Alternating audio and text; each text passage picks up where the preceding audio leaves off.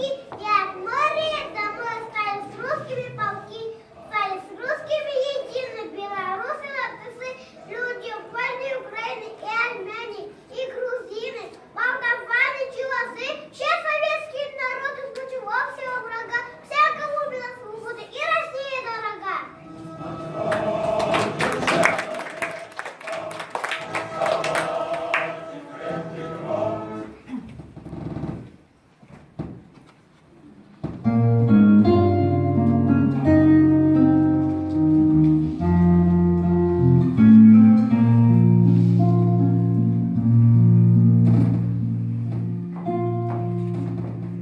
Авыр һугыш көндәре башланды.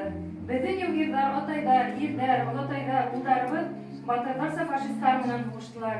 Ә тылда ал ял белмәй, көсләрен йәлләмәй, өләсәйләр, апайлар, әсәйләр, яшь кенә кызлар эшләнделәр. Ә кистәрен йылытулар фронтовикларга, йылы бияләй, уюктар бәйләнделәр.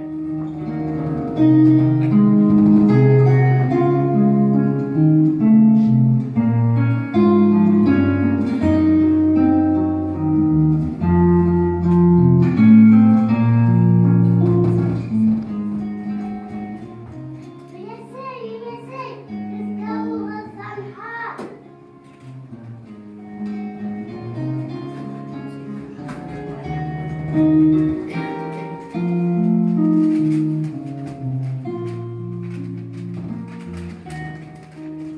Здравствуй, дорогая мама.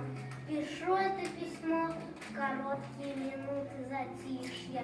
Погибают мои боевые товарищи. Но мы не сдаемся. Вот добьем этих проклятых фашистов и вернемся домой.